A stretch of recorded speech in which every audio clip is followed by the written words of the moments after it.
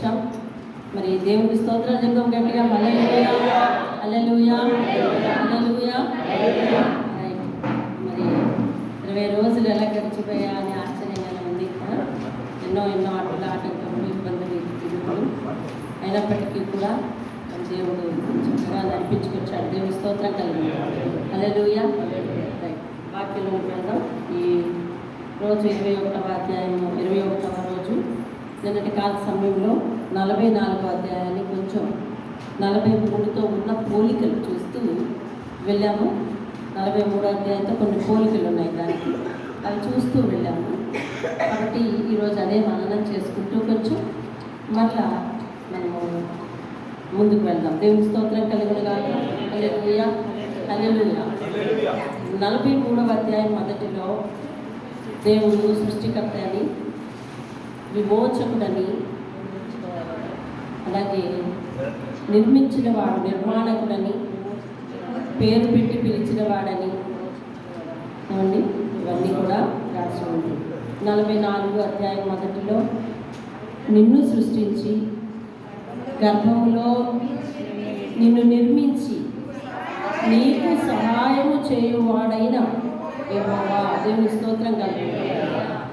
అంటే సృష్టించిన వాడు సృష్టికర్త, నిర్మించిన వాడు నిర్మాణకుడు, సహాయం చేయువాడు, ఆదుకునేవాడు. దేవుని స్తోత్రం కలుగును. అంటే దేవుడు నీకేమవుతాడు? ఫస్ట్ ఈ 2 విషయాలు నువ్వు జ్ఞాపకం చేసుకోకపోతే భక్తి జీవితంలో నీవు నిలదొక్కుకోలేవని దేవుడు నిన్న మాట్లాడాడు కదా. ఏమిటా 2 విషయాలు? మొదట ఆయన సృష్టికర్త, రెండవది ఏ విషయాన్ని జ్ఞాపకం చేసుకోవాలంట? విమోచకుడు. దేని నుండి నిన్ను విమోచించాడు?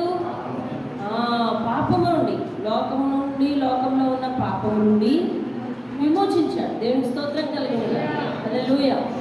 కాబట్టి అతడు సృష్టికర్త నీకు, విమోచకుడు నీకు. కాబట్టి 2 విషయాలు ప్రాథమికంగా చాలా జ్ఞాపకం ఉంచుకుని మనం భక్తి చేయాలి. సాధారణంగా ఈ విషయాన్ని జ్ఞాపకం చేసుకోకపోతే చాలా నెమ్మదిగా ఆలోచించండి, ఆలోచించండి. ఈరోజు సాధారణంగా ఈ విషయాలను జ్ఞాపకం చేసుకోకపోతే నీకు దేవుడు ఒక డీలర్గా కనిపిస్తాడు. అంటే ఏదో ఇచ్చువాడు, అడిగితే ఇచ్చువాడు, అన్నీ సమకూర్చువాడు అంతవరకు అన్నట్టు అనిపిస్తుంది. కానీ ఇవన్నీ కూడా నీకు జ్ఞానంలోనికి రాకమునిపే నీకు అసలు సృష్టికర్త. అందుకని అక్కడ మెన్షన్ చేశాడు, నిన్ను సృష్టించి గర్భంలో నిర్మించి. ఆనాటికి నీకు ప్రాణమే లేదు కదా, నిన్ను నిర్మించిన నాటికి నీకు ప్రాణమే లేదు. కాబట్టి నీకు తెలియక ముందే ఆయన నీకు సృష్టికర్త. ఈ విషయాన్ని విస్మరించకూడదు. మనం ఎప్పుడు విస్మరిస్తే ఇంకా భక్తి జీవితంలో పునాది పోయినట్టుగా. అదేంటండి, నాకెందుకు ఇలా చేశావు అడిగేదాకా బాగుంది, నాకే ఎందుకు ఇలా జరగాలి అడిగేదాకా బాగుంది. అయితే అవన్నీ ఇచ్చేవాడు మాత్రమే కాదు, ఇస్తాడు. మొదట నేను ప్రాథమికంగా గుర్తించవలసింది ఏమిటి అని అంటే, అతడు నాకు సృష్టికర్త, దేవుని. ఆ తర్వాత నాకు విమోచకుడు, పాపం నుండి విమోచించిన వాడు. ఇప్పుడు అడ్వాన్స్గా ముందుకెళ్ళి ఆయన అర్థం చేసుకుంటే ప్రతి విధమైన కష్టం నుండి కూడా నేను విడిపిస్తాడు. దేవుని ఆయన విమోచకుడు, అన్ని విషయాల నుంచి విమోచకుడు. కాబట్టి ఆ విషయాన్ని జ్ఞాపకం చేసుకోకపోతే ప్రాథమికంగా మన భక్తి జీవితం యొక్క పునాది కదిలిపోతుంది, పునాదిలో పటిష్టత ఉండదు. కనుక అటు విషయాలు జ్ఞాపకం చేసుకోవాలి. దేవుని స్తోత్రం కలుగుతాం. అలాగే నేను విషయాన్ని అలా రీక్యాప్ చేస్తూ దీనికి దానికి ఉన్న పోలికలు చెప్పుకుంటూ ముందుకు వెళ్ళిపోతాం. ఆయన జలముల వంటి అనగా పెద్ద శ్రమలు వచ్చినప్పుడు ఆయన కాపాడు దేవుడు. అలాగే నదుల వంటి చిన్న శ్రమలు వచ్చినప్పుడు ఆయన కాపాడు దేవుడు. అగ్ని వంటి మహాశ్రమలు వచ్చినప్పుడు కూడా ఆయన కాపాడు దేవుడు. విడుదల ఎటు నుండి వస్తుందో నీకు ఇప్పుడు అర్థం కాదు, విడుదల పొందితేనే కాదు. అంటే పౌలు శీలల్ని బంధించేసి చెరసాలలో వేసేశారు. వాళ్ళు వేయడం వరకే తెలుసు, అంతే, వేశారు. ఆలనాడు భక్తులందరూ కూడా వర్తమానం గురించి ఆలోచించారు. అంటే ఇప్పుడేం జరుగుతుంది అదే ఆలోచించారు. అంటే భవిష్యత్తులో ఏంటి వాళ్ళకి ఆలోచన లేదు. అర్థమవుతుందండి. ఒకవేళ ఉంటే కనుక అది ఒకటే ఆలోచన, ఏంటంటే దేవుడు నా కొరకు నీతి కిరీటం ఉంచాడు, నేను ఇప్పుడు శ్రద్ధగా ఉండాలి. మీకు అర్థమైందా? చాలా నెమ్మదిగా ఆలోచించండి, జాగ్రత్తగా ఆలోచించండి. అలనాడు భక్తులందరికీ వర్తమానం గురించే వాళ్ళ ఆలోచన అంతా, ఇప్పుడు ఏం జరుగుతుందో అదే ఆలోచన. రాబో సంగతుల గురించి వాళ్ళు ఆలోచించలేదు, తర్వాత ఏం జరుగుతుందని ఆలోచించలేదు. ఒకవేళ ఏదైనా భవిష్యత్తు విషయాలు ఆలోచించాలంటే ఒకే ఒకటి, అది దేవుని దగ్గర నేను నా పరుగు నేను చాలా జాగ్రత్తగా కడముట్టించాలి, నా కొరకు నీతి కిరీటం ఉంచబడింది, ఆయన దేవుడు నాకు ఆయన ఒక స్థానాన్ని ఏర్పాటు చేసి ఉంచాడు అనే విషయాన్ని ఆలోచించాలి. పౌలు శీలను చెరసాలలో వేసేసిన తర్వాత మాకు విడుదల ఎలా వస్తుంది అని ఆలోచించిన వారైతే వాళ్ళు పాటలు పాడలేదు. అవునా? అవునా? ఈరోజు మనం ఉన్న కష్టంలో అసలు దీని పరిష్కారం ఎక్కడా అని ఆలోచిస్తుంటాం. ఎవరైనా అంతే, నువ్వైనా అంతే, నేనైనా అంతే. కానీ వాళ్ళకి పరిష్కారం అవసరం లేకపోయింది.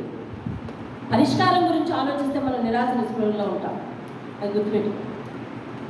అది కాదు, ఆయన ఆ పరిష్కారం దగ్గరికి నన్నే ఆయన కుడి చేయి పట్టుకొని తీసుకుని వెళ్తాడు, అంతవరకు నేను నిరీక్షిస్తానని ఓపిక పట్టుకుని తెలుస్తాను. ఇది చాలా కష్టం ఇలా ఉండటం. పరిష్కారం ముందుంది, అక్కడికి ఆయన తీసుకెళ్తాడు అంతే. కాబట్టి ఈ లోపల నువ్వు గలిబిలి చెందొద్దు, ఏమైపోద్దో అని బాధపడద్దు. ఎలా అవుతుందో అసలు నేను బాధపడద్దు. నువ్వు ఆలోచిస్తే సొల్యూషన్ దొరకదు. ఎందుకంటే ఎటువైపు చూసినా కొన్ని సమస్యలకు శూన్యం, తెలుసా? ఎటువైపు చూసినా పరిష్కారం దొరకదు. కానీ దేవుని వైపు చూస్తే దేవుడు ఏమంటున్నాడంటే, నేను తూర్పుకు ఆజ్ఞయిస్తాను, పడమరకు ఆజ్ఞయిస్తాను, ఉత్తరానికి ఆజ్ఞయిస్తాను, దక్షిణానికి ఆజ్ఞయిస్తాను. నలుదిక్కులో ఎవ్వరు కూడా నిన్ను వెగబట్టి ఉంచలేరు. నేను కార్యం చేయగా తిప్పగలిగిన దేవుడు ఎవరు లేరు. నేను నీ చుట్టూ కంచెను వేశాను, నా చేతుల నుంచి నేను ఎవరు విడిపించుకుని వెళ్ళలేరు అంటున్నాను. నీవు అక్కడ ఒక వాక్యం, ఇక్కడ ఒక వాక్యం, ఇక్కడ ఒక వాక్యం, ఆ అధ్యాయంలో ఒక వాక్యం, ఈ అధ్యాయంలో ఒక వాక్యం విన్నా కానీ ఆయన యొక్క మాటలన్నీ ముడిపెట్టుకోవాలి. దేవుని స్తోత్రం. హల్లెలూయా. ఒకటి, పూసలన్నీ వేరువేరుగా ఉన్నాయి, వాటన్నిటిని ఏం చేయాలి? సమకూర్చి దండ కూర్చుకోవాలి. పువ్వులన్నీ వేరువేరుగా ఉన్నాయి, వాటన్నిటిని సమకూర్చి దండ గుచ్చుకోవాలి. గుచ్చుకుంటేనే పూల దండ అయ్యింది, సమాహారం అయ్యింది, అందమైన వస్తువు అయ్యింది. అలాగే దేవుని వాక్యం కొంత ఇచ్చట కొంత అచ్చట దొరుకుతుంది అని చెప్పి మనం ముందు వాక్యాల్లో విన్నాం కదా.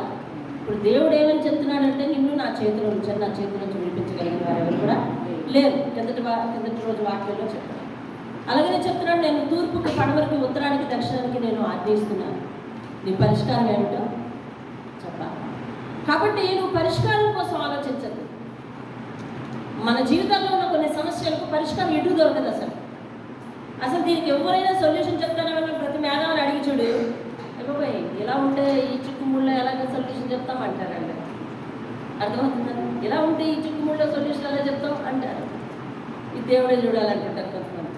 బాబో ఈ సమస్య దేవుడే తీర్చాలి అంటుంటారు కొంతమంది. అంటే సొల్యూషన్ 4 దిక్కుల్లో దొరకలేదు, అది పైనుండి రావాలి. దేవునికి స్తోత్రం కలుగుతుంది. కాబట్టి వాళ్ళు ఏం చేస్తున్నారంటే, చెరసాలలో వేసినప్పుడు పాటలు పాడుకుంటూ ఉన్నారు. అర్ధరాత్రి వేళ ఏమైంది? చెరసాల తలుపులు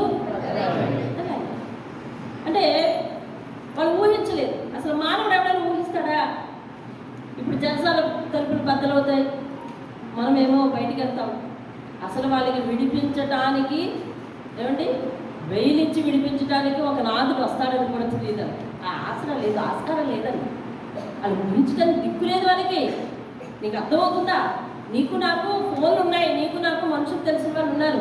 చెయ్యి పోని ముందు అడగడానికి ఒక దిక్కు ఉందని అనిపిస్తుంది నీకు నాకు, కానీ వాళ్ళకి ఆ దిక్కు లేదు. ఏమండి, నిజానికి దిక్కులేని కడు పేదవాడే దేవుడి మీద పూర్తిగా ఆధారపడ్డాడు. అంతే. అందుకనే పేతురు రాసిన పత్రికలో మనం ధ్యానించేటప్పుడు దేవుడు చెప్పాడు ఏమని? ఐశ్వర్యవంతులు దరిద్రులు దేవుని రాజ్యానికి వారసులు అవుతారు, ఐశ్వర్యవంతులు దేవుని రాజ్యానికి వారసులు అవ్వరు. ఎందుకంటే వారికి ఉన్న తలాంతుల మీద వాళ్ళు ఆధారపడతారు. ఏమండి, వీళ్ళు పాటలు పాడుతూ ఉన్నారు. పాటలు పాడుతూ ఉంటే చెరసాల ఏమైంది? మరొక విచిత్రం ఏమిటి అంటే, చెరసాల నాయకుడు రక్షణ పొందాడు. చెరసాల నాయకుడు రక్షణ అనుకున్నారా? అలాగా లేదు. కాబట్టి దేవుడు ఎలాంటి మహాశ్రమంలో నుంచైనా నువ్వు వెళ్తూ ఉన్నప్పుడు ఆయన వైపు చూడు, నిరీక్షించు, ఓపిక ఉంచు. దేవుడు సొల్యూషన్ ఇస్తాడు. దేవుడికి స్తోత్రం కలుగుతుంది. కాబట్టి అంటా ఉన్నాడు 18వ వచనాన్ని, మునుపటి విషయాలు జ్ఞాపకం చేసుకోకండి. అంటే మీరు లోకంలో ఉన్న దాటి సంగతి, గతకాల అవిధేయత, దేవుని వాక్యాన్ని ఎరిగి చేసినప్పటికీ, ఎరగకుండా చేసినప్పటికీ గతకాల సంగతులను జ్ఞాపకం చేసుకోకండి.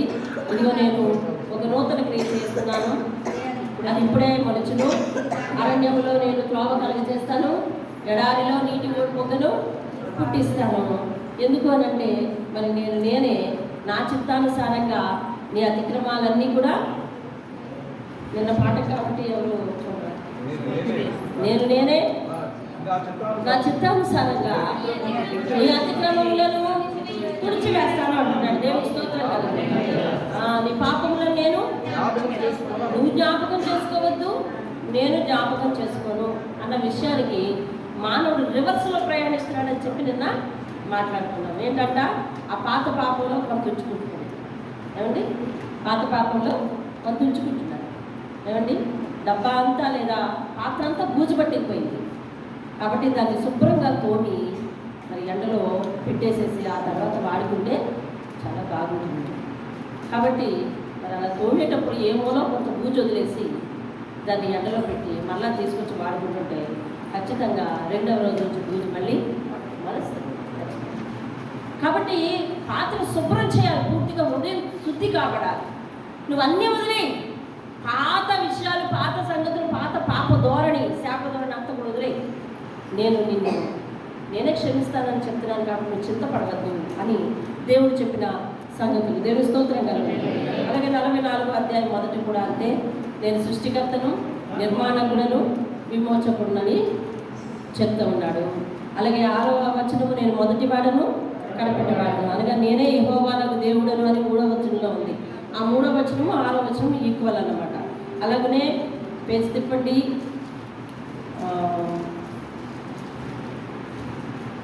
22వ వచనం, మంచు విడిపోవునట్లుగా నేను నీ అతిక్రమములను, మప్పు తొలగునట్లుగా నీ పాపములను తుడిచివేసి ఉన్నాను. దేవుని స్తోత్రం కలుగుతుంది.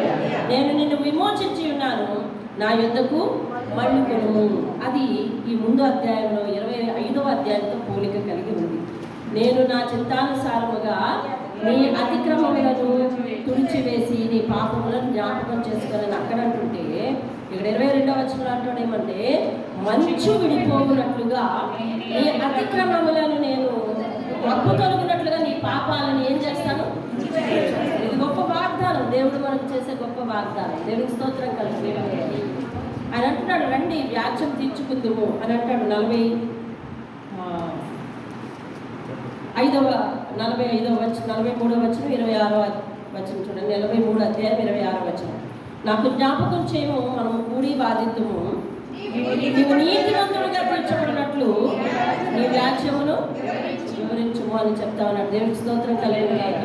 కాబట్టి ఇక్కడ కూడా 44వ అధ్యాయంలో ఏమంటాడు, 21వ వచనంలో, యాకోబు, ఇశ్రాయేలు వీటిని జ్ఞాపకం చేసుకో. దేనిని? నేను ఇచ్చిన వాగ్దానాన్ని జ్ఞాపకం చేసుకో.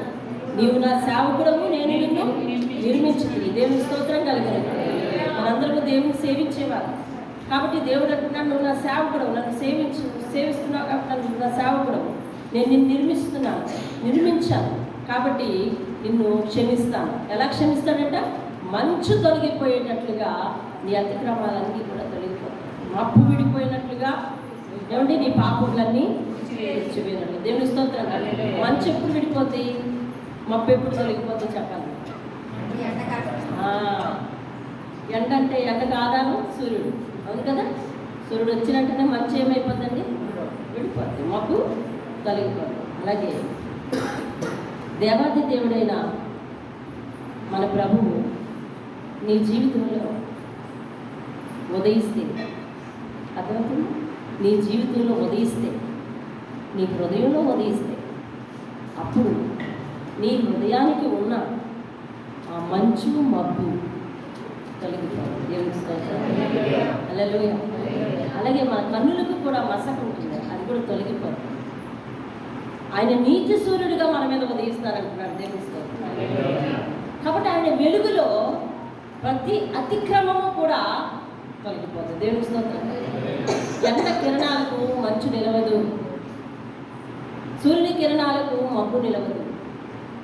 అలాగనే దేవుడు నీ జీవితంలో తన నీతి కిరణాలను ఉదయింపచేస్తే కనుక, అనగా ఆయన స్వచ్ఛమైన వెలుగుతో కూడిన మాటలను నువ్వు అంగీకరిస్తే కనుక నిజంగా నీ హృదయంలో, నీ జీవితంలో చీకటి ఏమాత్రం ఉండదు. దేవుని స్తోత్రం.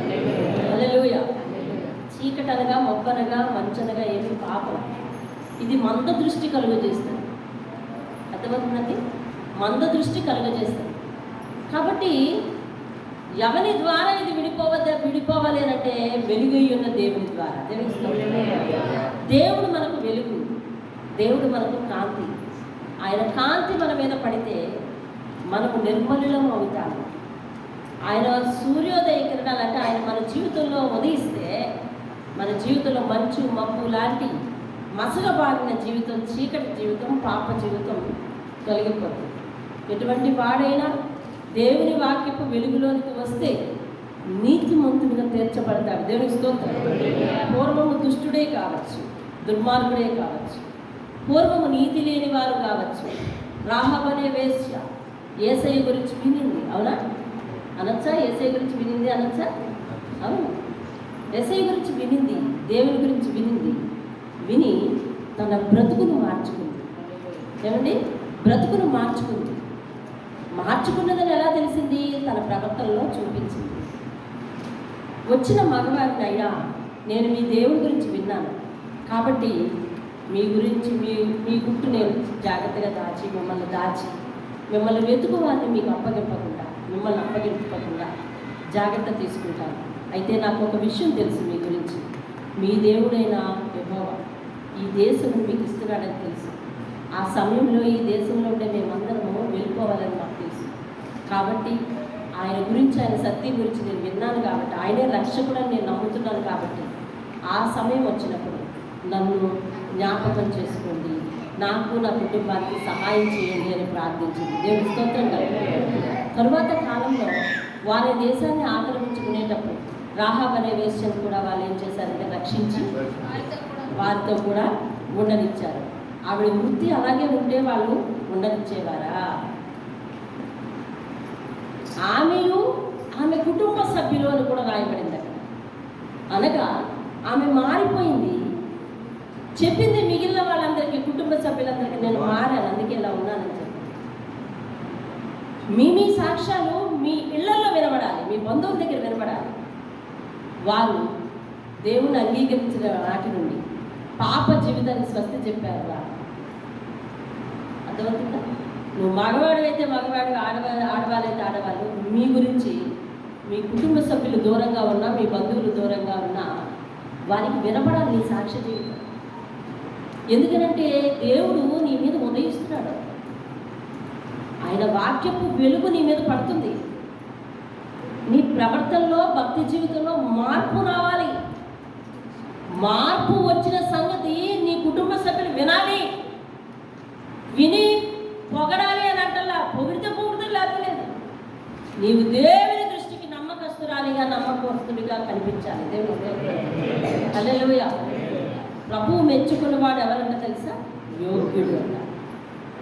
ప్రభువు మెచ్చుకోవాలి. ముందు మనుషులు మెచ్చుకోవటం కాదు, ప్రభు మెచ్చుకోవాలి. ఏమని మెచ్చుకోవాలో తెలుసా?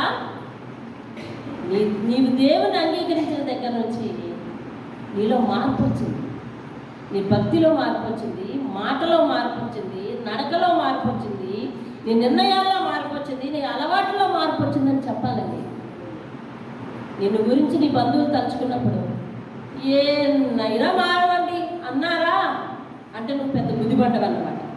అలాంటి బండకు కూడా ప్రభు అయిన యేసుక్రీస్తు దగ్గర సొల్యూషన్ ఉంది. అది దేవుడు.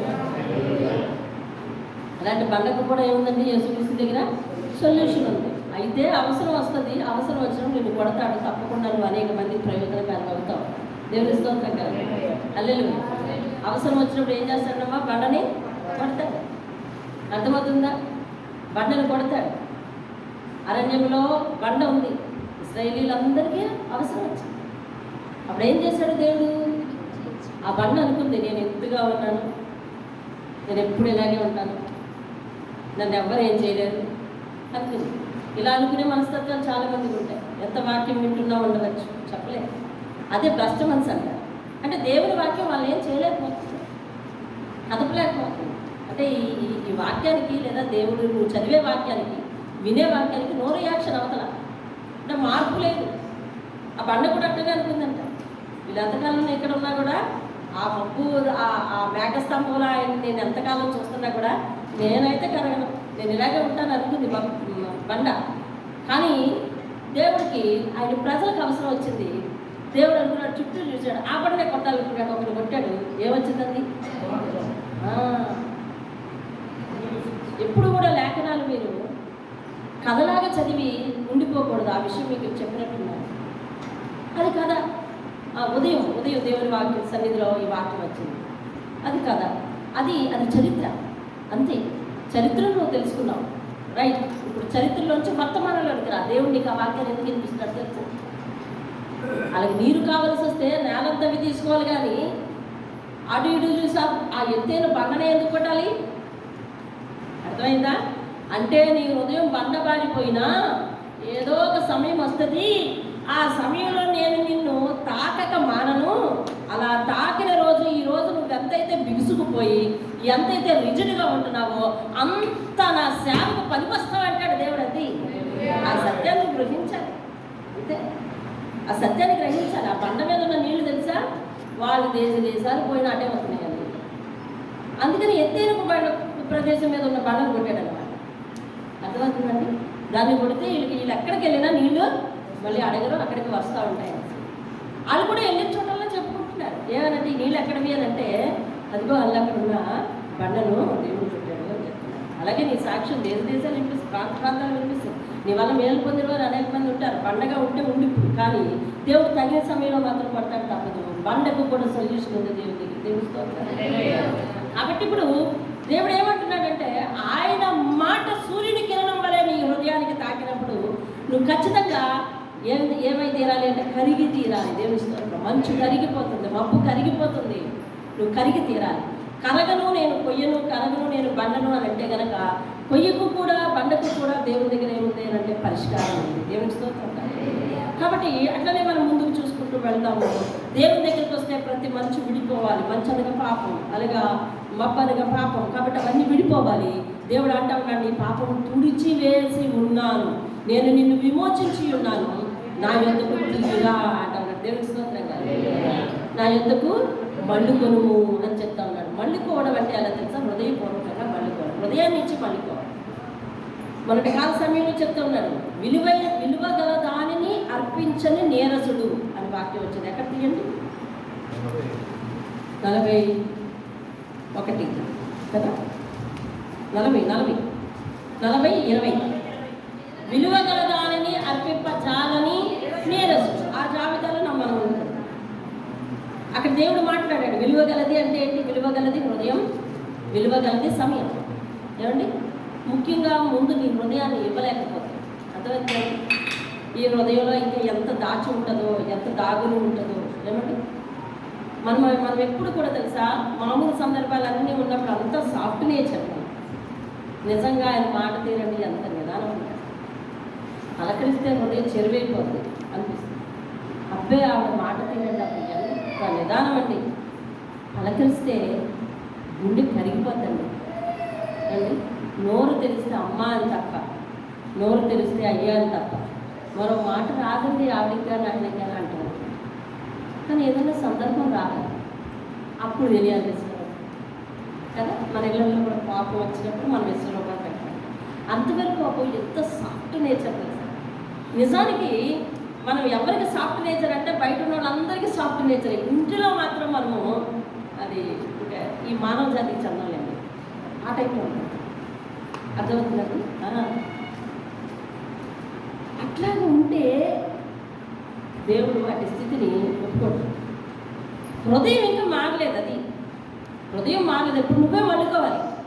ఆ స్థితి ఎవరికి ఉందో వాళ్ళు మళ్ళుకోవాలండి. నేనైతే నేను, నువ్వైతే నువ్వు మళ్ళుకోవాలి. దేవుని దగ్గర మళ్ళుకోవాలి. నేను ఎప్పుడు ఇద్దనండి, ఏదన్నా తేడా వచ్చిందంటే మునుకోండి. దేవుడు కూడా అలా అనుకుని ఉంటే చిక్కులో మాయమైపోతున్నాం. అంతే కదా. చిటికలో మాయమైపోతాం మనం. క్షమించే మనసు లేదు, జాలిగా మాట్లాడే మనసు లేదు. అలాంటి స్థితి నీకుంటే నీ విషయంలో కూడా దేవుడు అట్లనే ఉంటాడు. ఏమన్నాడంటే ఆయన కొలిచిన కొలత చొప్పున. ఆ పదం గుర్తుపెట్టుకో. ఏమంటాడు దేవుడు? కొలిచిన కొలత చొప్పున నీకు కొలబడుతుంది అన్నాడు అంతే. ఇప్పుడు చెప్పు, నువ్వు ఎలా ప్రవర్తిస్తే సేమ్ యాజిటీస్ అదే పండుగ. గతీలు రాసిన పత్రిక ఆఖరి 6వ అధ్యాయం చివరిలో ఉంటుంది. మీరు ఇంటికి వెళ్ళి చదువుకోండి. 6వ అధ్యాయం చివరిలో ఉంటుంది. మనుష్యుడు విత్తిన పంటను ఏ విత్తనం విత్తునో దానినే కోయాలి. కాబట్టి మనం ఎవ్వరూ కంగారు పడవలసిన లేదు. మన విషయంలో ఎవరైనా అన్యాయం చేయదలిచినా, లేదా ఇదిగో ఇలా దురుసుగా, లేకపోతే మన దేవుణ్ణి హింసించి, లేకపోతే ఇబ్బంది పెట్టి దేవుని విషయంలో మనల్ని నిజంగా మాట్లాడిన కంగారు పడకు. విత్తిన పంట కాపుకి వస్తుంది. అయితే నువ్వేం చేయాలి? అలాంటి పంట నువ్వు ఎత్తకుండా జాగ్రత్త పడాలి.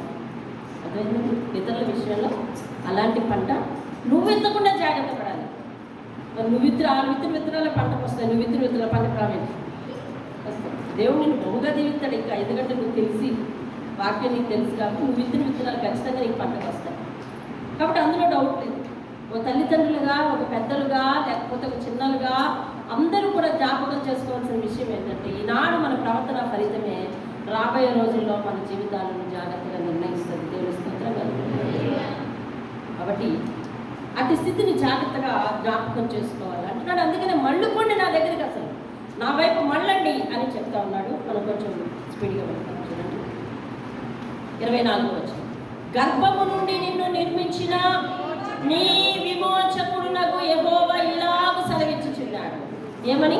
యెహోవానకు నేనే సమస్తమును జరిగించేవాడును, నేను ఒకడినే ఆకాశమును విశాలపరిచిన వాడును, నేనే భూమిని పరిచిన వాడును అని చెప్పి 25లో 2వ వచనం చూడండి. సోదకాండను నిర్మాణిగా చేయవాడు, జానులను వెనుకకు త్రిప్పి వారి విద్యను అవిద్యగా చేయవాడు నేనే నా సేవకుల మాటను రూఢిపరుస్తాను.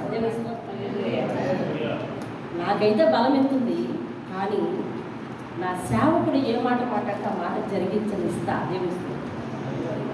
అందుకే నేను సేవకులు మాట్లాడిన మాట కొన్నిసార్లు దేవుడు జరిగిస్తాడని దేవుడు. అర్థమవుతుందండి.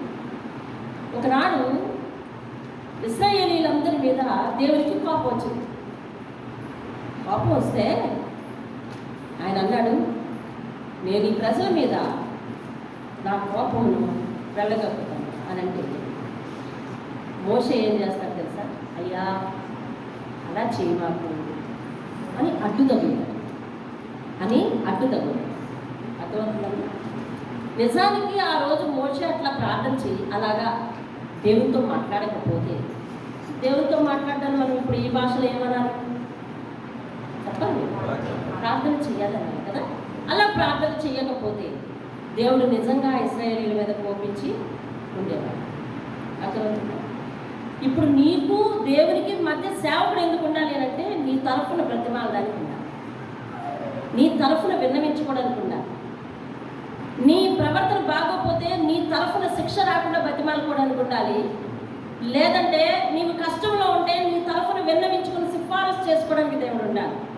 అయితే నువ్వు అడగచ్చు, దేవుడు సిఫారసు చేస్తేనే కానీ మాట వినడా, దేవుడు సేవకుడు బ్రతిమాలితేనే కానీ వినడా అని అనవచ్చు. ఇదిగో ఇక్కడ దేవుని మాట అది. నాకింత బలం ఉన్నప్పటికీ నా సేవకుని నేను ఏర్పాటు చేసుకుని నా సేవకుడు నాకు నేను దృఢపరుస్తాను. సమూయేలుకి దేవుడు దర్శనమిచ్చాడు. ఏలీ వంటి ప్రధాన యాజకులు వాళ్ళ పిల్లలు సరైన రీతిలో లేరు. కాబట్టి ఏలీ గురించి దర్శనమిస్తే సమూయేలు భయపడి, పెద్ద ఆయన కదా ఎందుకులే చెప్పడం అని చెప్పి అప్పటికే ఏలీ కుటుంబాన్ని దేవుడు ఎంతగానో గద్దించాడు. అయినా వారు వెళ్ళలేదు. ఆ తరువాత ఏలీకి ఆ రాత్రి 2-3 సార్లు సమూయేలు వెళ్ళి లేపుతాడు. ఏమనంటే, సమూయేలు అని దేవుడు పిలుస్తూ ఉంటే ఏలీ పిలిచాడు అనుకొని ఏలీ దగ్గరికి వెళ్ళిపోతాడు. అతనికి దర్శనం కొత్త. వెళ్ళిపోతాడు. నేను పిలవలేదయ్యా నిన్ను, పోయి పడుకో అంటాడు. మళ్ళీ వచ్చి పడుకుంటే మళ్ళీ పిలుస్తాడు. మళ్ళీ ఈయనే పిలిచాడు అనుకొని వెళ్ళిపోతాడు. నేను పిలవలేదయ్యా, పోయి పడుకో అంటాడు. మూడోసారి సమూయేలు అని పిలిస్తే మళ్ళీ ఏలి లేపుతాడు. అప్పుడు ఏలికి అర్థమవుతుంది, ఇది నేనుగా దేవుడు అతను పిలుస్తున్నాడు. నాయన, ఇప్పుడైతే నేను పిలవలేను, కానీ ఈసారి పిలిస్తే కనుక చిత్తము తండ్రి చెప్పండి అని చెప్తాను. వెళ్ళి పడుకుని పోయిన తర్వాత మళ్ళీ అలాగే పిలిచి ఏలి కుటుంబానికి ఏం జరగబోతుందో సమయం చెప్పాలి. సరే, ఏలి ఉదయం లేచిన తర్వాత నీకో దర్శనం వచ్చింది కదా, దేవుడు నీతో మాట్లాడాడు కదా, నా కుటుంబం కోసం అయ్యి ఉంటుంది, ఏం మాట్లాడాడు చెప్పాలి. నువ్వు చెప్పకపోతే నువ్వు దాచి ఉంచినంత మాత్రాన అది ఆ శాపం నీ మీదకి వస్తే నువ్వు చెప్పాలి. అప్పుడు సమూయేలు ఉన్నట్టుగా చెప్పాలి. ఆ కింద ఒక వాక్యం రాసి, సమూయేలు పెద్దవాడైన తరువాత దేవుడు యెహోవా అతనికి బయలుపరిచిన ప్రతి విషయం కూడా ఏది తప్పిపోకుండా సమస్తమును జరిగించిందట. దేవుని స్తోత్రం. అంటే దేవుడు సేవకుని ఏర్పాటు చేసుకుని తనకు తాను ఎవరితో మాట్లాడాలనుకుంటున్నాడో వాళ్ళకి మధ్యవర్తులుగాను, ఎవరిని మార్చాలనుకుంటున్నాడో వాళ్ళకి దేవునికి మధ్యవర్తులుగాను, ఎవరిలో ఒక పరివర్తన తీసుకురావాలనుకుంటున్నాడో వాళ్ళకి దేవునికి మధ్యవర్తులుగాను ఈ రీతిగా ఏర్పాటు చేసుకుంటాడు. కాబట్టి సేవకులైన వాళ్ళు కూడా కొంచెం జాగ్రత్తగా, మీరు ఉపయోగపడే పర్పస్ వేరు అర్థమవుతుందండి. చాలామంది చాలా వృత్తులు చేసుకుంటారు. ఇదిగో మీరందరూ మగవాళ్ళందరూ మీరు చేసే పని వేరు, మీరు చేసే పని వేరు. అలాగే మీ పనుల్లో ఇది ఒక పని కాదు. అర్థమవుతుందండి. సేవకుడు ఇలాగా ఇదిలో బతకటానికి కాదు వచ్చేది. దేవుడు సేవకు పిలిస్తే సేవకుడు చాలా విషయాలు త్యజించి అనగా విడిచిపెట్టి రావాల్సి ఉంటుంది. అతడు అప్పటికి మీలాగే మనిషి అయినప్పటికీ కూడా మనుష్య రూపంలో మనుష్యుడిగా సహజంగా అతనుకున్న గుణగణాలను సరిచేసుకొని రావాల్సి ఉంటుంది. వెంటనే స్వస్థ చెప్పి రావాల్సి ఉంటుంది. దేవునితో కాసేపు పెనుగులాడవలసి ఉంటుంది. అప్పుడు దేవుడు మాట్లాడే ప్రతి సంగతికి ఒప్పుకోవలసి ఉంటుంది. దేవుని ఒప్పించి చేయవలసి ఉంటుంది. ఇక నుంచి ఏ పర్మిషన్ అయినా ఏ పనైనా ఆయన అడిగి చేయవలసి ఉంటుంది.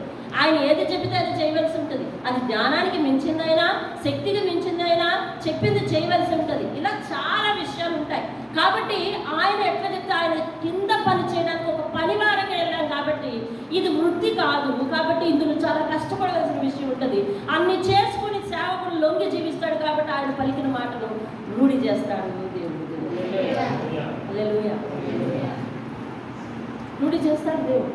ఇక్కడ చెప్తున్నాడు, గర్భం నుండి నిన్ను తీసా. అదిగో అక్కడ చెప్పాడు కదా 41:10 ఏమని, నువ్వు నా దాసుడవని నేను నిన్ను ఉపేక్షింపక ఏర్పరచుకుంటుందని నీకు చెప్తాను.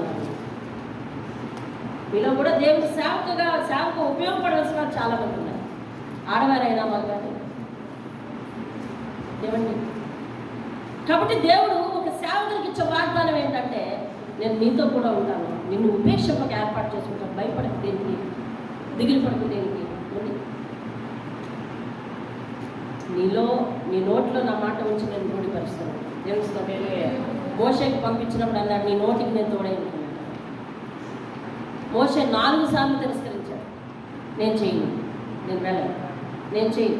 నేను వెళ్ళను.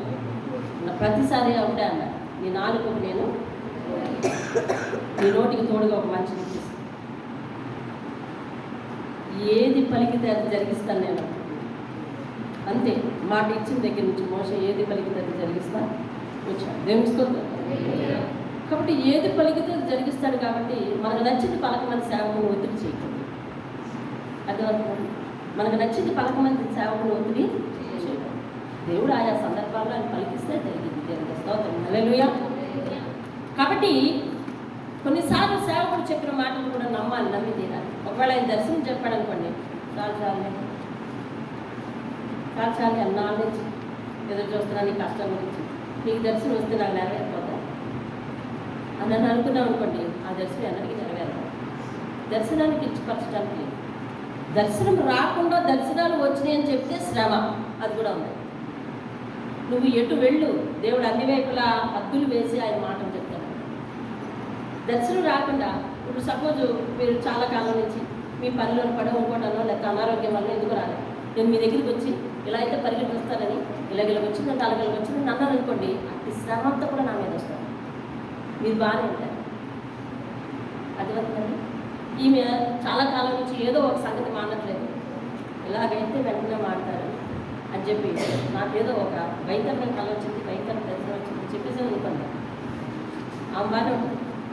మాయా దర్శనం చెప్పినందుకు శ్రమ నామే దేవుడితో ఇర్మియా గ్రంథంలో ఉంటుంది, దేవుడు చెప్పినట్టు చూపిస్తాను. రైట్.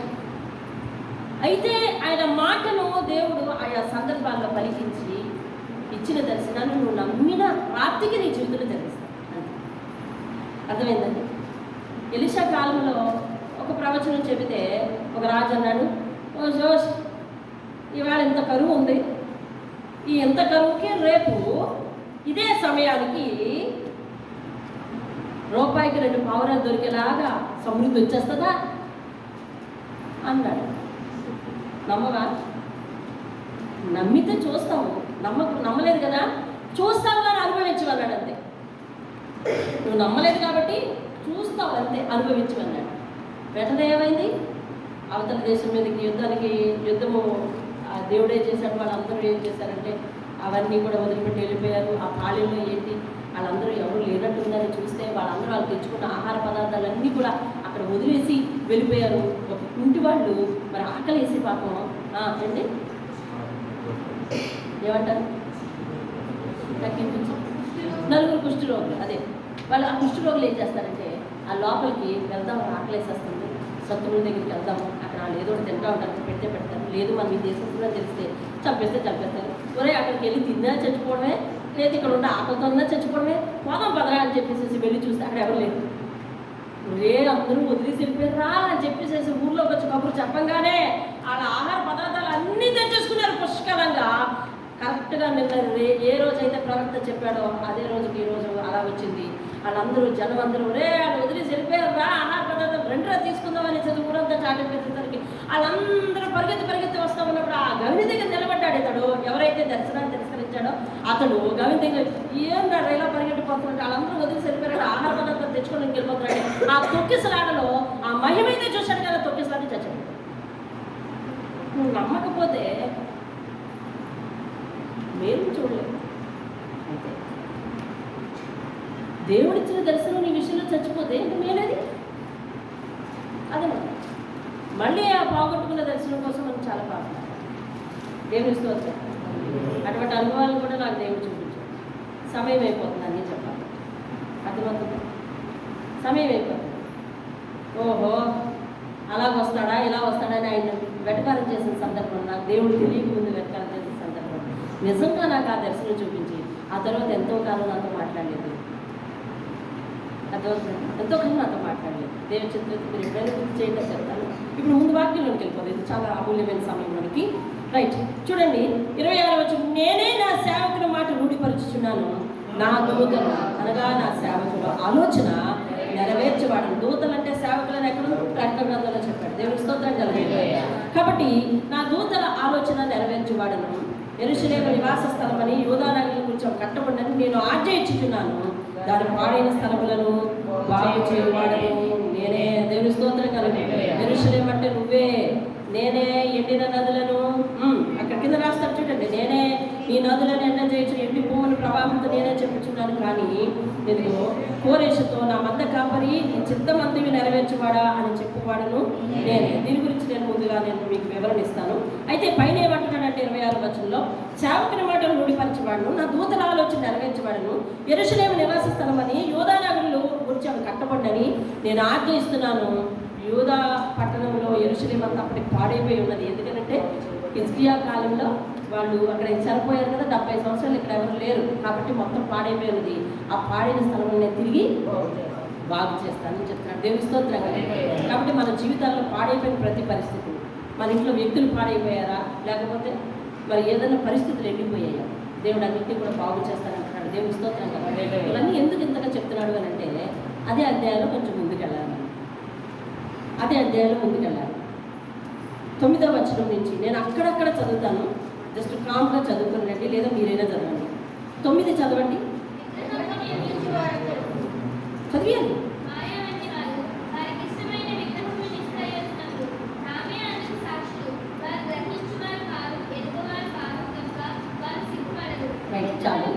చాలు 12వ వచనం. ప్రతి వచనం చదివితేనే అందులో అర్థమవుతుంది. అది ఇంటికి వెళ్ళి మీరు చదువుకోవాలి. 12వ వచనం. కమ్మరి గొడ్డలి పదులు చేయొచ్చు, నిప్పులతో పని చేయను, శుద్ధితో దాన్ని చూపించి తన బాహుబలము చేత దాన్ని చేయను. అతడు ఆకలి కొనగా అతని బలం క్షీణించిపోవును, నీళ్లు త్రాగగా సొమ్మసిద్దును. చాలు. 14వ వచనం.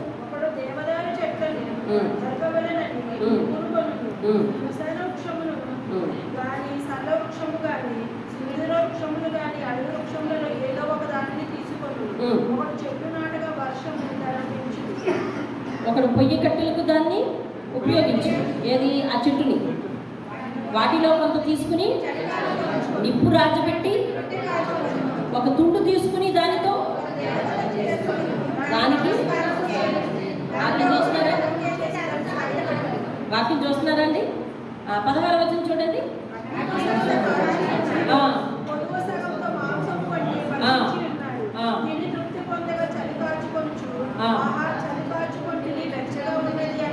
పదిహేడవ వచనం.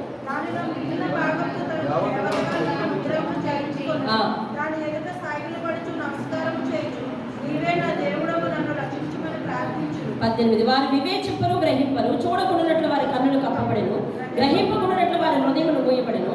ఎవడనో ఆలోచన చేయుడు, నేను అగ్నిలో సగం కాల్చాను, నిప్పుల మీద రొట్టె కాల్చాను, దాంతో మాంసం వండుకున్నాను, భోజనం చేశాను, మిగిలిన దానితో ఇదిగో ఈ పని చేయవచ్చున. సజీవం గల జీవము గల చెట్టు ఎక్కడైనా జీవం లేని మొద్దుకు సాష్టాంగపడతాడా? ఇవన్నీ వివరిస్తున్నాడు.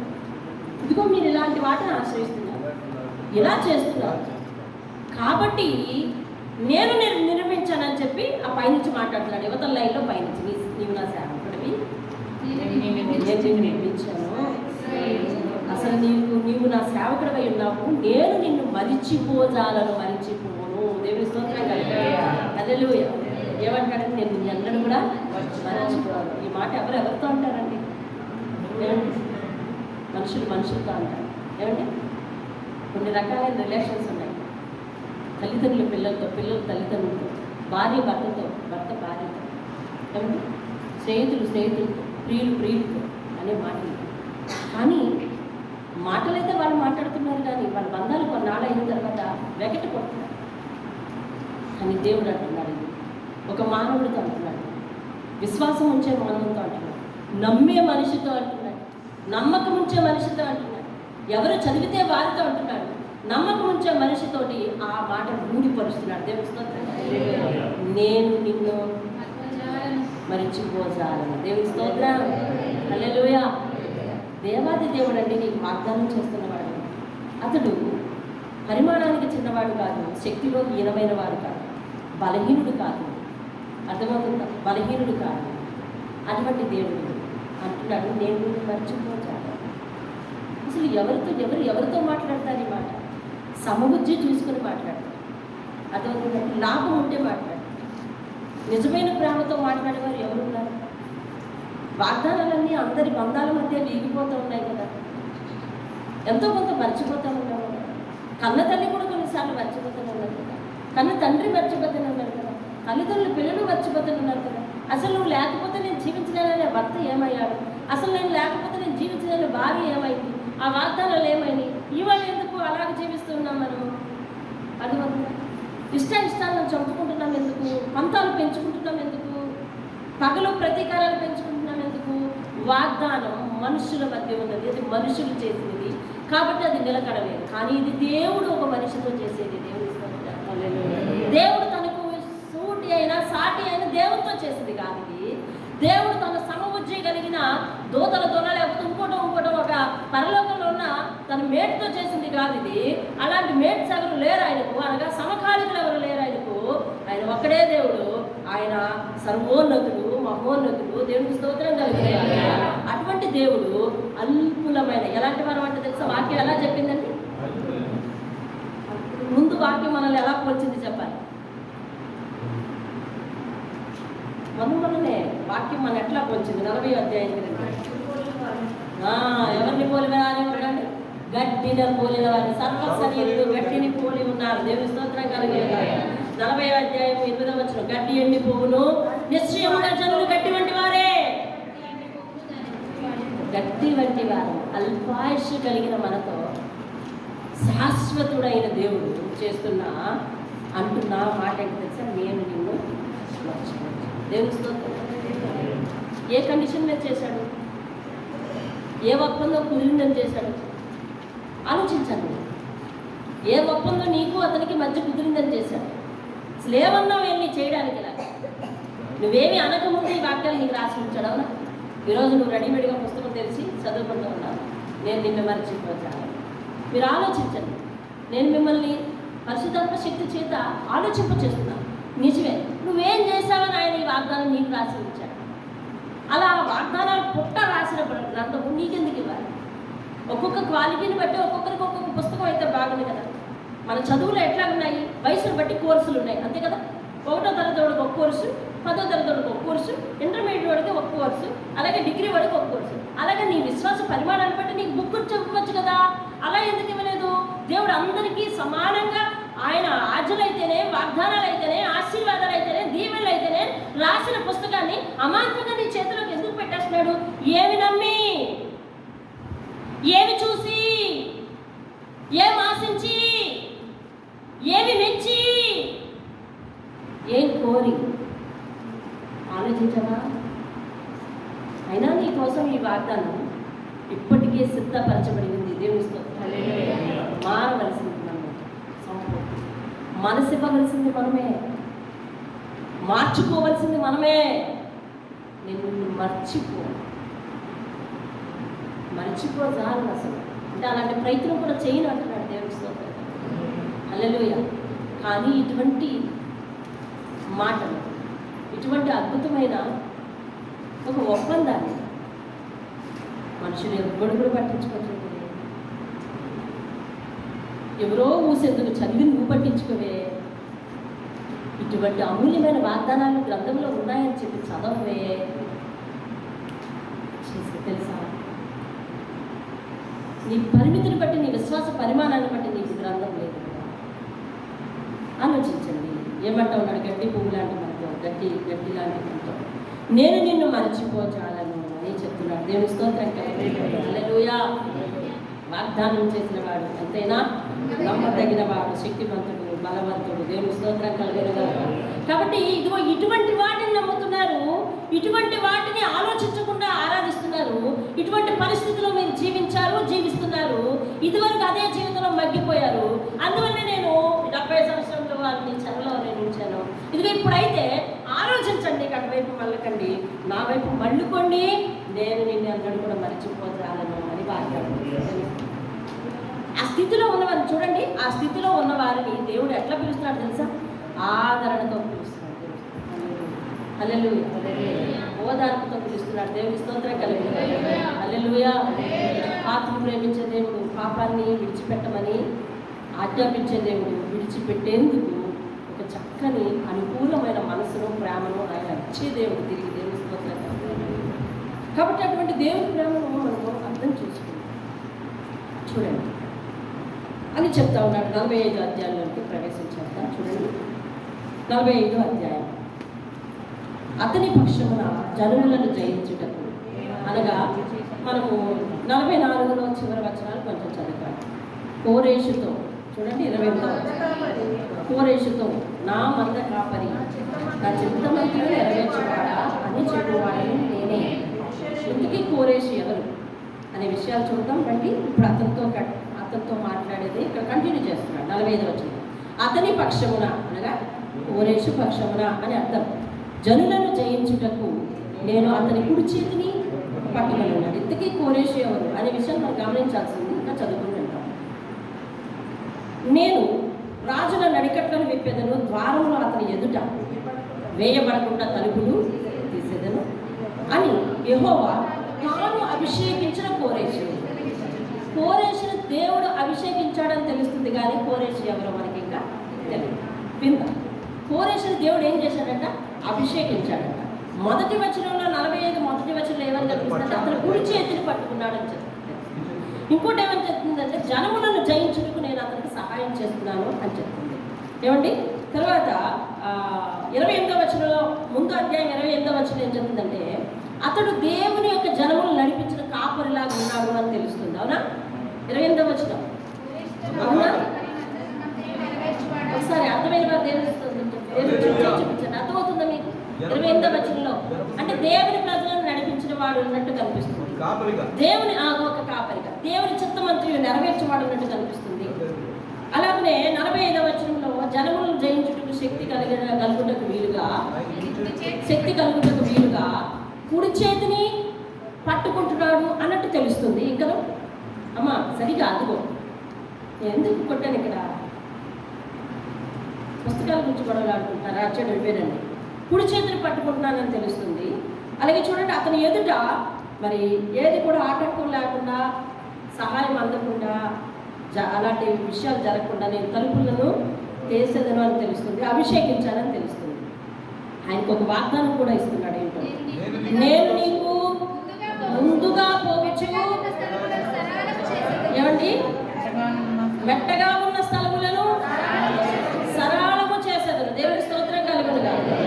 ఆయన మనకు ఆయన కనుక ఎవరికి? కోరేషుకు ముందుగా వెళ్ళిపోతూ ఏం చేస్తున్నాడంటండి?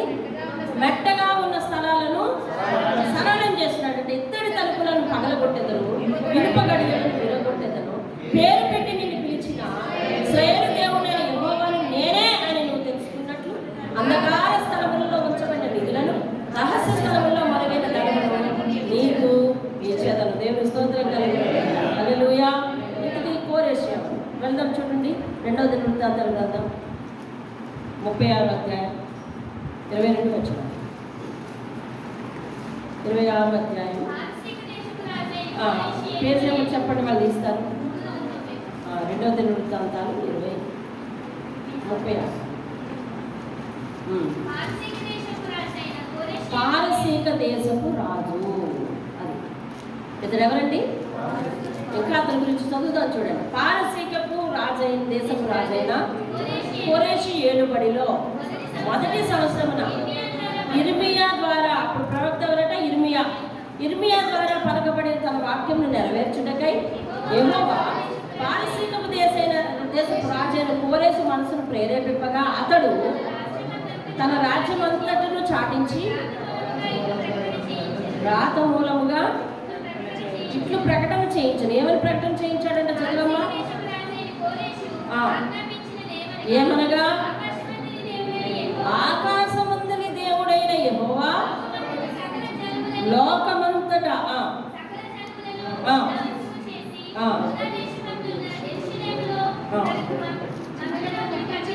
కట్టించమని ఎవరికి ఆజ్ఞయించున్నాడంట? కోరేషుకు ఆజ్ఞయించున్నాడంట. దేవుని స్తోత్రం కలిగి. హల్లెలూయా. తర్వాత కావున మీలో ఎవరు ఆయన జనులై ఉన్నారో వారు బయలుదేరవచ్చును. వారి దేవుడైన యెహోవా వారికి తోడుగా ఉండడుగాక అంటా ఉన్నాడు. అర్థమవుతుందండి? అంటే చూడండి, ఇంకా మీకు అర్థం అవ్వాలి అంటే ఎజ్రా దగ్గరికి వద్దాం. చూడండి, పక్క పేజీ. ఇశ్రాయేలీయులందరూ కూడా చెరలోనికి వెళ్ళారు. హల్లెలూయా. వినండి. పారసీకపు దేశపు రాజైన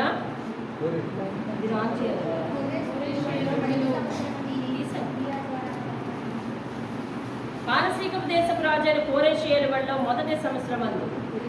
అదంతా చదివిందే, అక్కడ చదివిందే. 2వ వచనం కూడా సేమ్ వచనం. 3వ వచనం చూడండి. కావున మీలో ఎవరు ఆయన జనులై ఉన్నారో వారు యూదా దేశమందున్న యెరూషలేమునకు బయలుదేరి ఆ యెరూషలేములోని దేవుని మందిరమును అనగా మన దేవుడు అంటున్నాడా?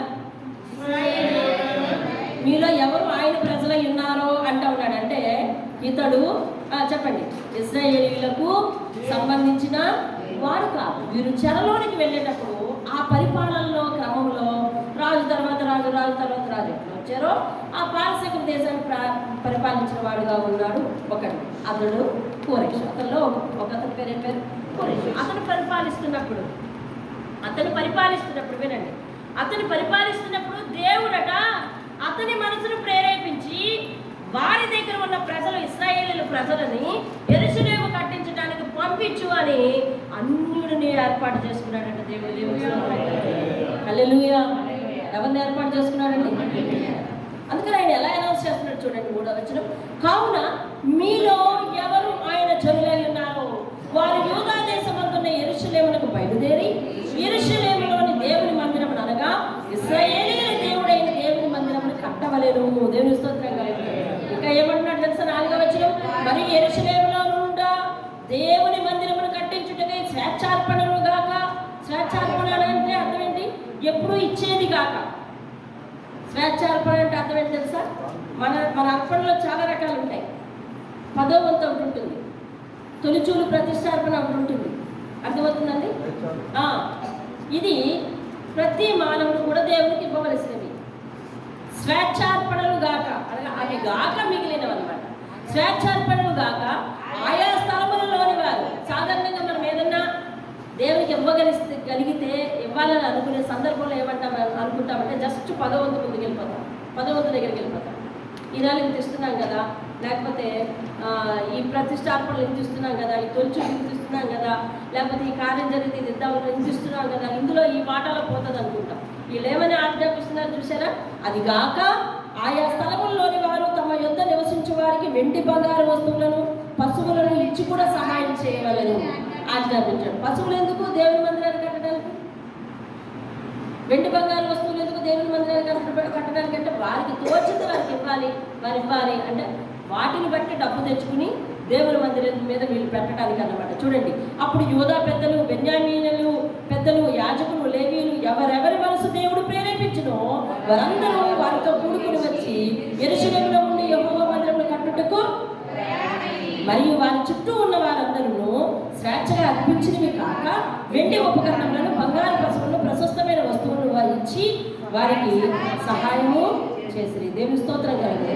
8వ వచనం. పారసీక దేశపు రాజైన కోరెషు తన ఖజానాదారుడైన మిత్రిదాతు ద్వారా వాటిని బయటకు తెప్పించి లెక్క చేయించి యూదుల అధిపత్యకు షేష్బజ్జరు చేతికి అప్పగించును. వాటి యొక్క లెక్క 30 బంగారు పళ్ళెములను, 1000 వెండి పళ్ళెములను, 29 కత్తులను, 30 బంగారు గిన్నెలను, 400 వెండితో చేయబడిన 2వ రకమైన సరే అవన్నీ మీరు చదువుకోండి. అవన్నీ కూడా ఇచ్చి యెరూషలేము పట్టణానికి మీరు వెళ్ళాలి అని చెప్పి అతనిని ప్రేరేపించి అతని నాయకుడిగా నిలబెట్టి ఇశ్రాయేలును విడిపించి అతని దేశానికి పంపించి వారి దేశానికి పంపించి వారు అక్కడికి వెళ్ళి మందిరం కట్టుకోవడానికి వీలుగా వారికి అర్పణలు ఇచ్చి ఖజానాలో డబ్బు లెక్కించి ఇచ్చి అన్నీ కూడా అతనికి ఇచ్చి వాళ్ళకిచ్చి ధైర్యం చెప్పి వారి దేశానికి విడుదల చేయించాడు దేవుడు. దేవుని స్తోత్రంగా. అంటే ఇదెందుకు ఇక్కడ రాశాడు అని అంటే అర్థం ఏంటి అంటే దేవుడు తన పనిని తాను చేయించుకునేటప్పుడు అన్యులను సైతం ప్రేరేపిస్తాడు. దేవుని హల్లెలూయా. ఇప్పుడు చూడు, ఆయన ఆ వచనాన్ని చదవండి. ఇప్పుడు అర్థమవుతుంది. 3వ వచనం 45:3. పేరు పెట్టి నిన్ను పిలిచిన ఇశ్రాయేలు దేవుడైన యెహోవాను నేనే అని నీవు కూడా తెలుసుకున్నట్లు. దేవుని స్తోత్రం. యెరూషలేము కట్టాలి అని అంటే బానిసలుగా ఉన్న వాళ్ళకి శక్తి సరిపోతుందా? లేదు. అయినప్పటికీ దేవుడు వారిని పేరు పెట్టి పిలుచుకున్న ఇశ్రాయేలు జనం కాబట్టి వాళ్ళ కోసం ఏం చేశాడంటే ఒక రాజును ప్రేరేపించి ఖజానాలో సొమ్మిచ్చేటట్టు చేసి అలాగే అందరి దగ్గర కూడబెట్టినవన్నీ కూడా ఇచ్చేటట్టు చేసి వారు ఆ ధనము కూర్చుకుని వచ్చేటట్టుగా చేశాడు. దేవుని స్తోత్రం కలుగును. అంటే ఒక్కరూ చేయలేనటువంటి పని దేవుడు తాను కానీ అభిషేకిస్తే, తాను కానీ ఎంపిక చేసుకుంటే, తాను కానీ తన పని చేయించాలనుకుంటే అనేక మందిని సమకూర్చి ఆ పని చేయిస్తాడు. దేవుని స్తోత్రం. హల్లెలూయా. ఈరోజు ఇంత పని ఎవరు చేయించారు? ఎవరి వలన అయ్యింది? ఇప్పుడు మా ఒక్కరి వలన మా బ్రతుకులకు మా జీవితాలకు అతి సరిపడని పని. దేవుని స్తోత్రం. హల్లెలూయా. అదేంటండి మీకు నేను చెప్పాను, ఈవేళ ఇల్లు కట్టాలి అని అన్నా ఆ ఇంట్లో చేయించే ప్రతి పని కూడా నేను లోనుని అలికి పెళ్ళికి చేసిన లోను టాపప్ పెట్టుకొని మరలా డబ్బులు తెచ్చుకొని ఏమండి మరలా పైగా 9.5 లక్షలు తెచ్చుకొని ఆ మిగిలిన పనిని చేయించవలసి వస్తుంది. అంటే నా దగ్గర రూపాయి, మా దగ్గర రూపాయి నిలవలేని పరిస్థితి. ఆయన సంపాదన, నా సంపాదన, పిల్లల చదువులు, పెళ్ళిళ్ళు, లోన్లు కట్టాలి. మా బ్రతుకుకి ఇది సరిపోయింది. కానీ దేవుడు తన సేవకుల చేత తన పరిచర్య కొరకు తాను ఏదైనా ఒక వస్తువుని ఏర్పాటు చేసుకోవాలి గెలవాలని అనుకున్నాడు అంటే తన చుట్టూ ఉన్న వారందరినీ కూడా ఈల వేసి పిలిచి అన్ని సమకూర్చి ఆయన పని చేయించుకోగలడు. దేవుడు మీరు బానిస దేశంలో ఉంటున్నారు కానీ వీరి దగ్గర చిల్లి కావలేదు. వారిచ్చే ప్రతి పని మీద ఆధారపడి వారి జీవనం కొనసాగించాలి. అవును కదా? అలాంటి వారి చేత వాళ్ళ రాజును ప్రేరేపించి యెరూషలేమును కట్టడానికి వాళ్ళని పంపించు. అయితే డబ్బు ఎక్కడిది? అదిగో చూసాం, అతనే అనౌన్స్ చేస్తాడు. ఒక రాజు అనౌన్స్ చేస్తే అది ఏమైందన్నమాట, ఒక ఆజ్ఞగా అయింది. ఆ దేశంలో ప్రతి ఒక్కరు కూడా సహాయం చేశారు. పైగా తన ఖజానాలను కూడా తీసి పంపించి యెరూషలేమును కట్టడానికి దేవుడు ఒక అన్య దేశపు రాజుని ఎంపిక చేసుకున్నాడు. ఆయన శక్తిమంతుడు, నీ జీవితంలో శక్తి కార్యాలు చేయగలడు. ఆధారపడాలి. శక్తిమంతుడు శక్తి కార్యాలు చేయగలడు. ఆయన మీద ఆధారపడాలి. దేవుని స్తోత్రం. ఆయన మీద ఆధారపడితే చేయగలడు. నువ్వు చేయలేనటువంటి పనులు చేయించగలడు ఆయన నీ చేత. చూడండి, అట్లనే మీరు ఆ కిందంతా కూడా చదువుకుంటే మళ్ళా నేను 6వ వచనం చదువుతున్నాను.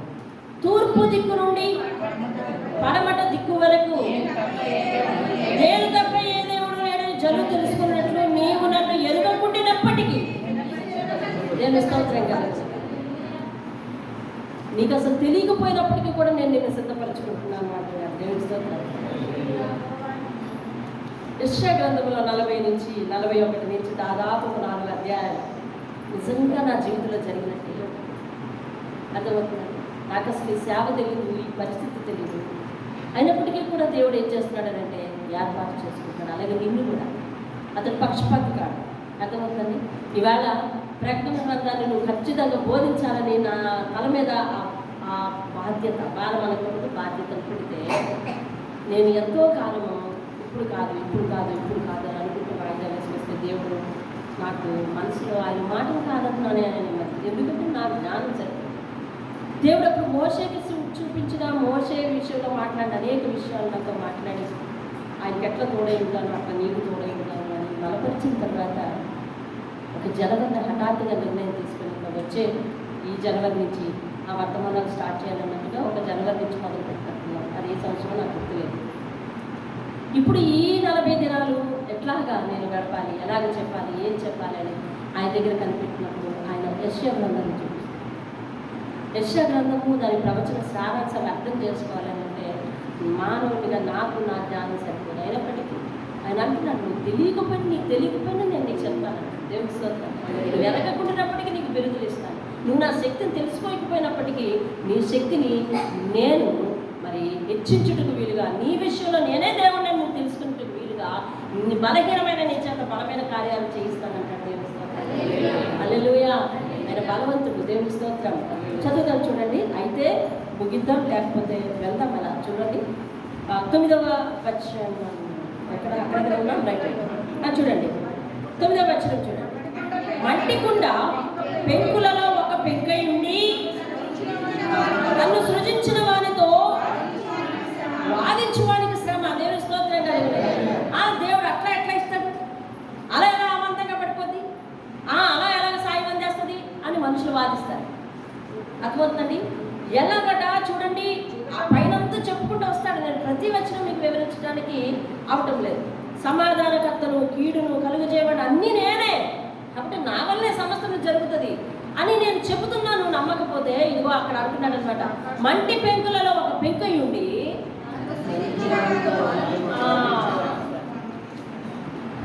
మంటి పెంకులంట ఓ పెంకులు వేసిపోయి ఓయ్ మరి నీకేమన్నా పొన్నుందా, అలాగా కలుపుతావు మట్టి, అలాగా చేస్తావు అని వాదించింది అనుకోండి.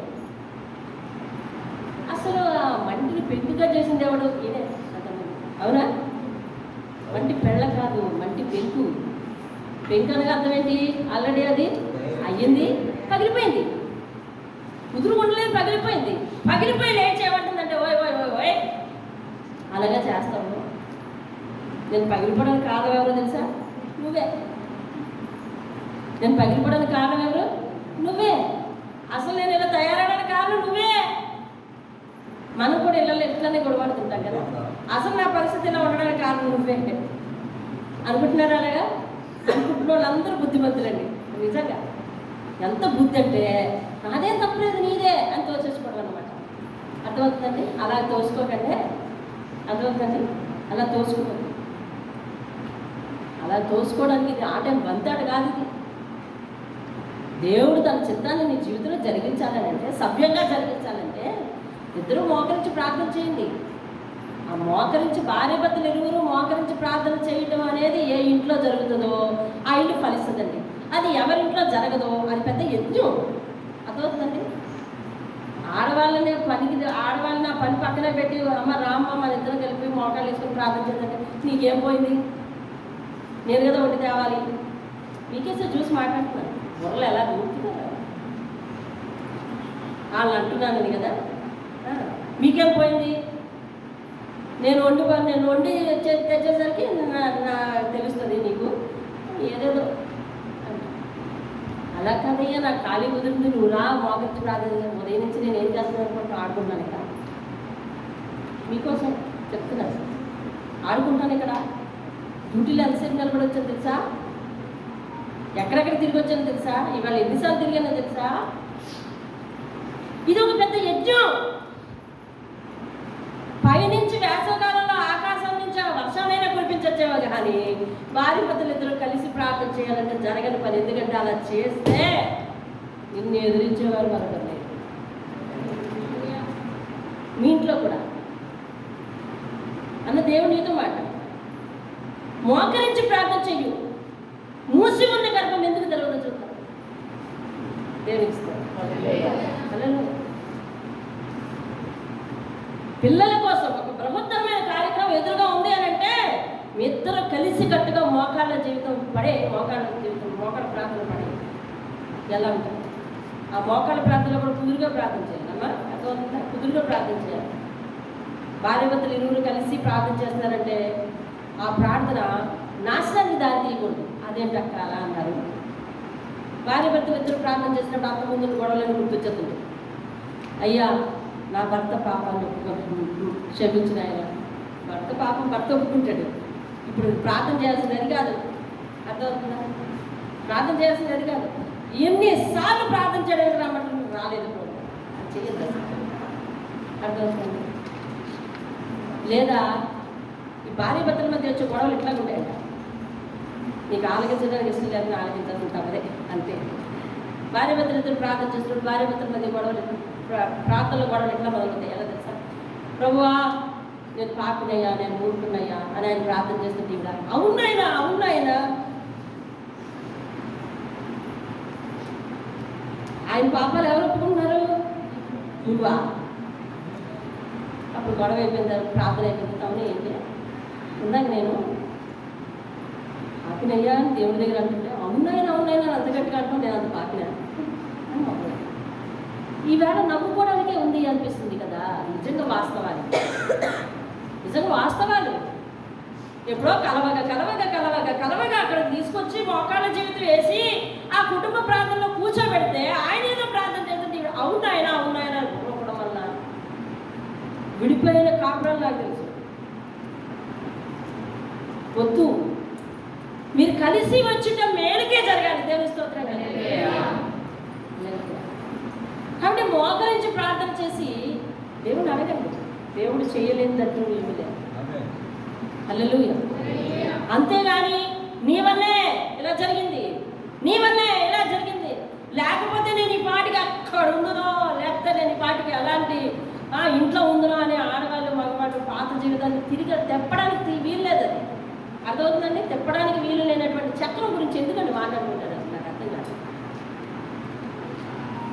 అని నేను అంటలేదు. దేవుడు అంటే తిప్పడానికి చేత కాదు కదా, ఎందుకలా మాట్లాడుకుంటారు నాకు అర్థం కాదు అనుకుంటాడు దేవుడు. ఆయనకి అర్థం కానటువంటి టాస్క్లు మనం ఇవ్వద్దు. అయితే విను, పెంకుల్లో ఒక పెంకు లేచి అంటదట, ఓయ్ కుమ్మరి నీ వల్లే నాది ఇలాగ అయిపోయింది, నా బ్రతుకు ఉండనై ఉండాల్సిందని ముక్కనై ఉన్నానయ్యా అని వాదించవద్దు. అలా వాదిస్తే శ్రమ జిగటం అని అంటుందంట. దాన్ని రూపించి వారితో ఓయ్ ఓయ్ ఓయ్ ఏంటి చేస్తున్నావు నాతో. నేను ఒక మరచెంబు నవ్వాలనుకుంటే నువ్వు బింది చేస్తున్నావేంటి నాతో. నేను ఒక బింది నవ్వాలి అని అనుకుంటే నువ్వు ఒక పిడత చేస్తున్నావేంటి నాతో. అదే మనం కూడా ఇట్లానే ప్రార్థిస్తాం, అయ్యా నేను ఎలాంటి వ్యక్తిని పెళ్లి చేసుకోవాల్సిందయ్యా, కోరనా ఆయన అలా అనడానికి వీల్లేదు. నీ నిర్మాణం జరిగిపోయింది. అర్థమవుతుందా? అయ్యా నేను ఎలాంటి మంచి ఉద్యోగం చేయవలసింది నాయన, ఎలా ఉండిపోయాను అనవద్దు. నిర్మాణం జరిగిపోయింది అలాగే. అయితే దేవుణ్ణి రేపటి జీవితం ఏంటో అని ప్రార్థించు. దేవుని స్తోత్రం. గతించిపోయిన దాని గురించి మనం ప్రార్థించడానికి లేదు. మంటి పెంకుల్లో ఒక పెంకట లేచి కుమ్మరితో వాదిస్తే ఆ పెంకుకే మరలా శ్రమ. జగటమన్ను తాను రూపించిన వారితో ఏం చేయాలంట? సరే ఏమి రూపిస్తున్నాడో ఇట్లా ఉంటాను, చూస్తాను, ఏ ఆకారంతో బయటపడతాను, నాకు ఎలాంటి ఆకారాన్ని తీసుకొస్తాను ఆయన. కానీ ఆయన నిన్ను ఒకవైపు నడిపిస్తూ ఉంటే వద్దు వద్దు ఇటువైపు నడుస్తాను అని నువ్వంటా ఉంటే నీకు నడిపించడం రాదు, నీకు ఆలోచన చెప్పడం రాదు, అలా కాదు అని. అలా వాదించిన ఒక కుటుంబం ఏమైపోయింది తెలుసా? 4 దిక్కులకు 4 అయిపోయారు. ఎవరాలు చెప్పండి. అలా దేవునితో వాదించుకుంటే ఒక్కొక్క వద్దు వద్దు వద్దు వద్దు, నాకు తెలుసు నేను ఎక్కడ ఉండాలో నాకు తెలుసు అన్న వాళ్ళు వాదించి ఏమైపోయారు? కుటుంబం అంతా సర్వనాశనం అయిపోయింది. ఆ కుటుంబం ఎవరి కుటుంబం? లోతు కుటుంబం. నాకు తెలుసు నేను ఎక్కడ ఉండాలి, వద్దు వద్దు వద్దు వద్దు. ఎవరితో ఈ మాట? దేవతతో. వద్దు వద్దు వద్దు వద్దు వద్దు, నాకు ఇక్కడే వద్దు. నాశనం అయిపోయింది. అసలు ఆయన ఏం చేస్తాడో చెయ్యించేసి ఊరుకోవచ్చు కదా. అసలు ఆ దూతలు ఎందుకు వచ్చాయి లోతు దగ్గరికి? అందరినీ రక్షించడానికి వచ్చాయి. అవును కదా, ఇందులో డౌట్ ఏమైనా ఉందా ఎవరికైనా? లేదు. కానీ లోతే కదా డౌట్ పడ్డాడు. అందరినీ రక్షించడానికి వచ్చారు. అవునా? ఇంకా ఒక ఛాన్స్ ఇచ్చారు. ఏమని? మీకు తెలిసిన వాళ్ళు ఎవరైనా ఉంటే మాట్లాడేసుకొని తీసుకొచ్చారు. అప్పటికే ఆ పిల్లలకి వివాహాలు కుదిరి ఉండటం వల్ల లోతు బయటికి వెళ్ళి వాళ్ళ అల్లుడి దగ్గరికి వెళ్ళాడు, మాట్లాడాడు. కానీ వాళ్ళు ఏమో రిఫ్యూజ్ చేశారు. అది వాళ్ళ స్వయంకృత అపరాధం అది.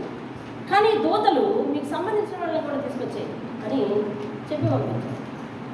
నిన్నే కాదు, మీ నలుగురినే కాదు, సంబంధించిన వాళ్ళందరినీ కూడా రక్షిస్తాను అని దేవదూతలు ఇంటికి వస్తే నలుగురిలో నలుగురు నిలబడలేదే. చూసారా? ఎందుకు అలా అయింది? కుమ్మరి మన జీవితాన్ని నిర్మిస్తున్నప్పుడు అతని చేతి ఏం చేసేస్తున్నావు? అలా కాదు, నేను అనుకుంది ఉంటుంది అదే చెయ్యి అని అడగకూడదు. అర్థమవుతుందా? ఈరోజు మన జీవితంలో ఒకవేళ ఏదైనా తప్పిదాలు జరిగినాయి అని అంటే ఒకవేళ ఇది కారణం అయ్యి ఉండవచ్చేమో చూడండి.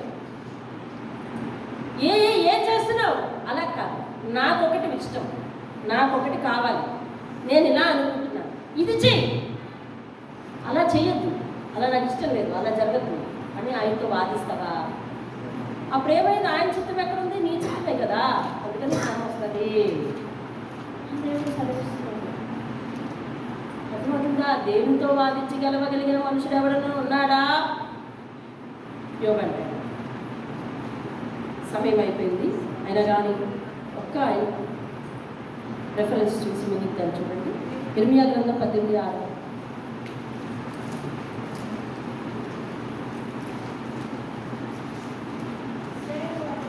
ఇశ్రాయేలు వారలారా,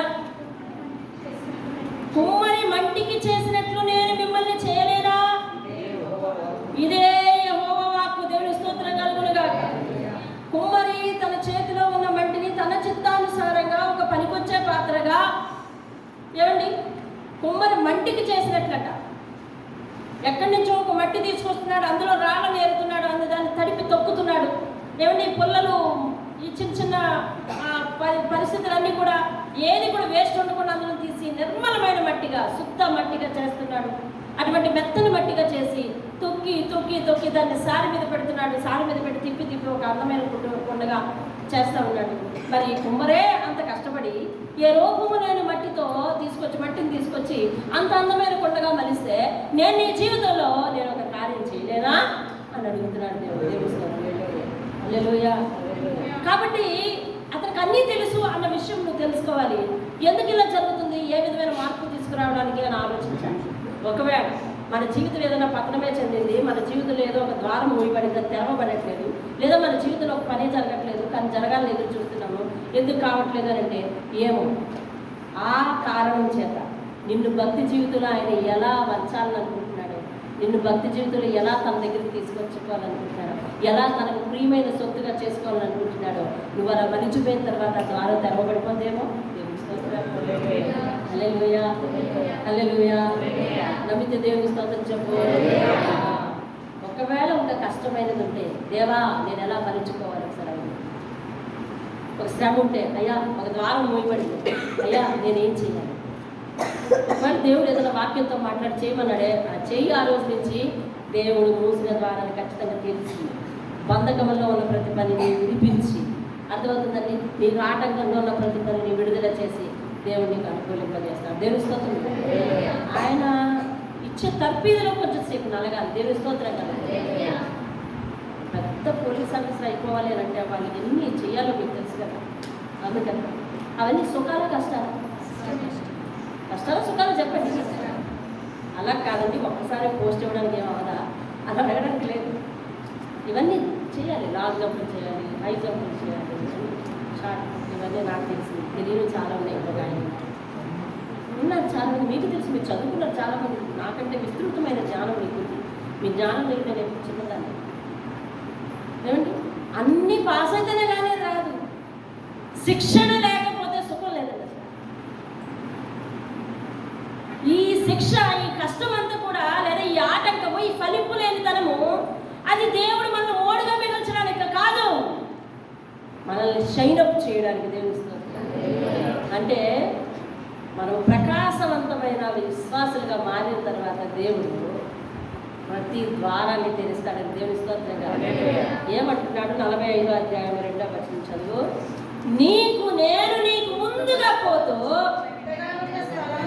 ఎత్తుగా నువ్వు ఎక్కలేనటువంటి స్థలాలు ఏమైనా ఉంటే పల్లంగా చేస్తాను.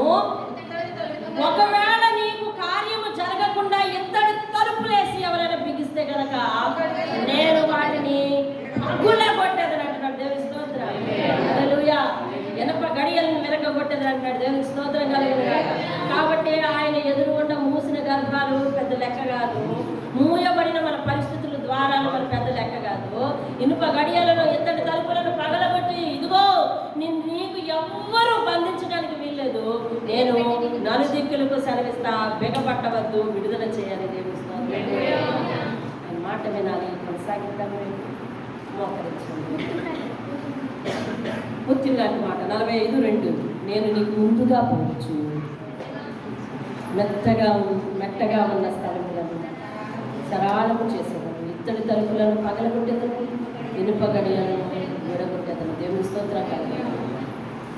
మోకరించి ప్రార్థన చెయ్యు. కుటుంబంలో ఏదైనా అబ్స్టాకిల్స్ ఉంటే కుటుంబం అంతా మోకరించి ప్రార్థన చేయండి.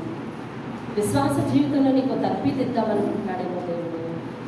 యాకోబు ఒంటరిగా ఉన్నప్పుడు యాకోబు భక్తిపరుడుగా మారిపోయాడు.